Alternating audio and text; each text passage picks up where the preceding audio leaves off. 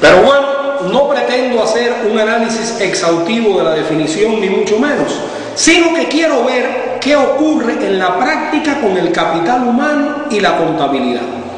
Vamos a una empresa a ver qué ocurre cuando la empresa pierde un activo fijo tangible. Supongamos que un directivo de una empresa tiene un ordenador portátil que es propiedad de la empresa, y ese ordenador portátil, él por irresponsabilidad lo pierde. El directivo que pierda un ordenador portátil de una empresa va a ser sometido a un análisis, a una investigación, se le va a aplicar la legislación que esté vigente a tal efecto y va a recibir una sanción desde el punto de vista jurídico, desde el punto de vista de lo laboral, por haber perdido ese activo fijo tangible. Ahora bien, ¿qué ocurre, me pregunto yo, en la empresa cuando la empresa pierde a uno de sus mejores hombres, a una de sus mejores mujeres, cuando pierde a una persona que rendía mucho para esa empresa porque sencillamente esa persona decidió retirarse de esa empresa y trasladarse hacia otra? ¿Esto lleva consigo algún análisis? ¿Tiene alguna afectación dentro de los libros contables? No tiene esa repercusión, porque sencillamente esas personas, esas habilidades, esos conocimientos que tiene esa persona como recursos propios de ella, no aparecen en los libros contables de la empresa, ni hay un cálculo del importe que debe ir a los libros con respecto a esas cualidades. Esta es duramente la realidad que estamos viviendo en el día de hoy. Entonces, es que la contabilidad no satisface hoy brindando información real acerca del capital humano de la empresa. Y eso todos lo sabemos, porque todos de algún modo hemos sido partícipes de situaciones como las que hoy les pongo de ejemplo.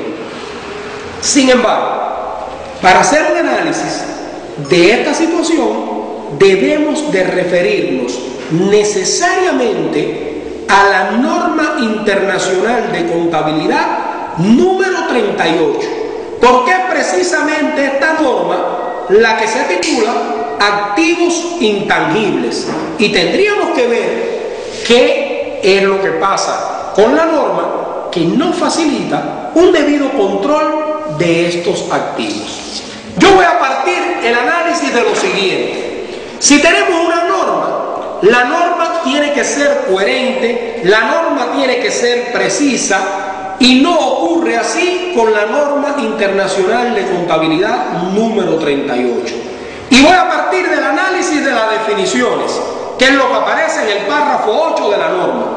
Cuando uno va a definir algo y dentro de esa definición utiliza otro concepto, ese otro concepto debe haber sido definido con anterioridad. Se hace a priori y no a posteriori de la definición que se acaba de dar. ¿Y qué pasa en la norma? La norma define primero activo y dice un activo es un recurso y se refiere a dos elementos importantes: controlado por la entidad y del que la entidad espera obtener en el futuro beneficios económicos.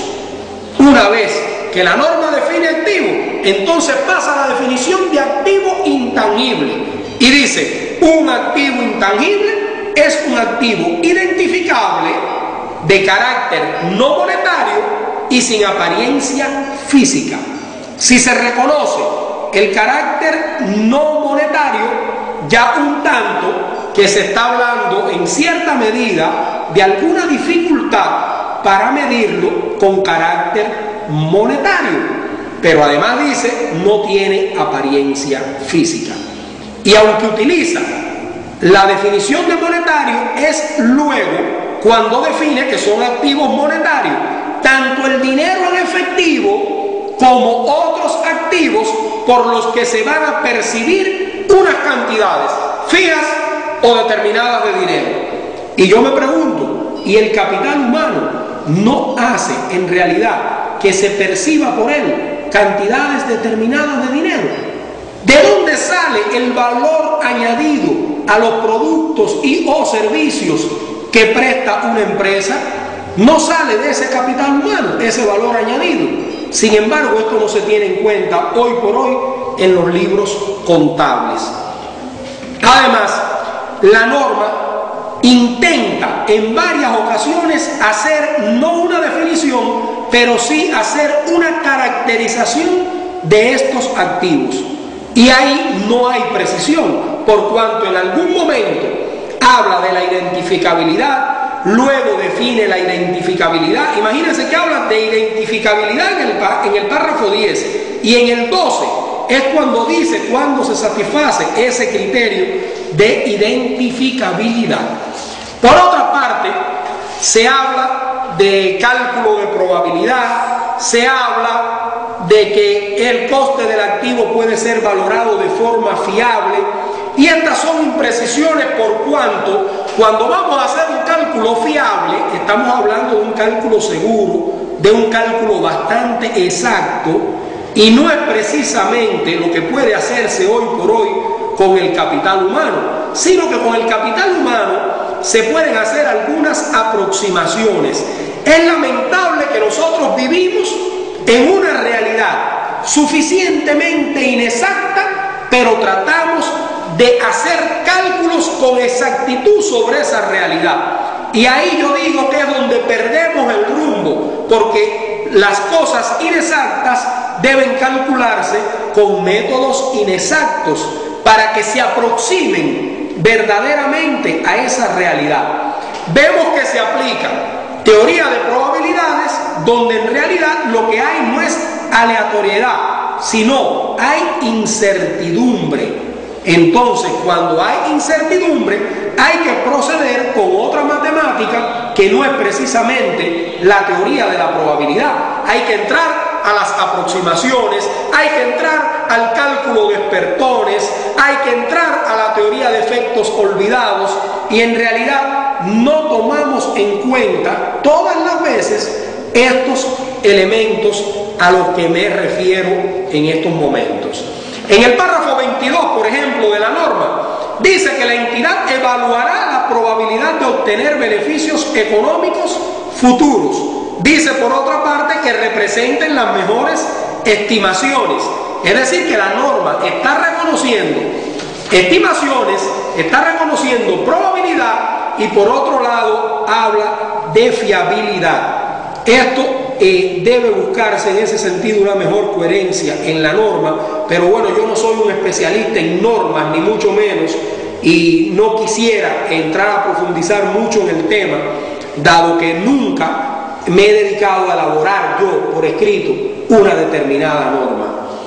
Dice en el párrafo 24, y es a lo último que me voy a referir de la norma como tal, que un activo intangible se valorará inicialmente por su coste.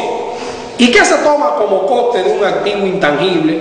¿Qué se toma como coste del capital humano? Yo me pregunto, ¿será el salario que se va a pagar cuando se contrata a esa persona? ¿Es solo eso el coste de ese capital humano para la empresa? Cuando hay otros procesos que llevan implícito un determinado coste desde que se lleva a cabo el reclutamiento de esa persona, entonces es indiscutible que no estamos haciendo las cosas de la manera más correcta posible.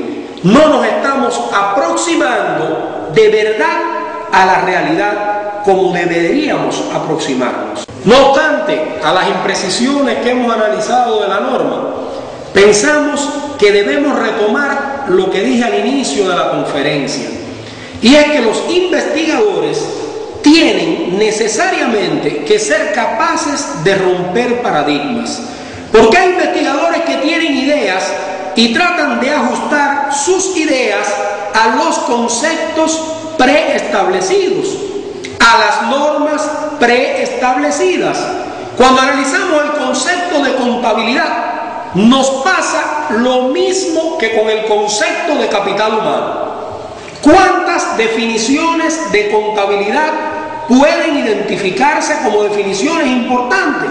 Muchas. Hay libros de contabilidad que hacen análisis de 8, de 10 definiciones dadas por diferentes autores.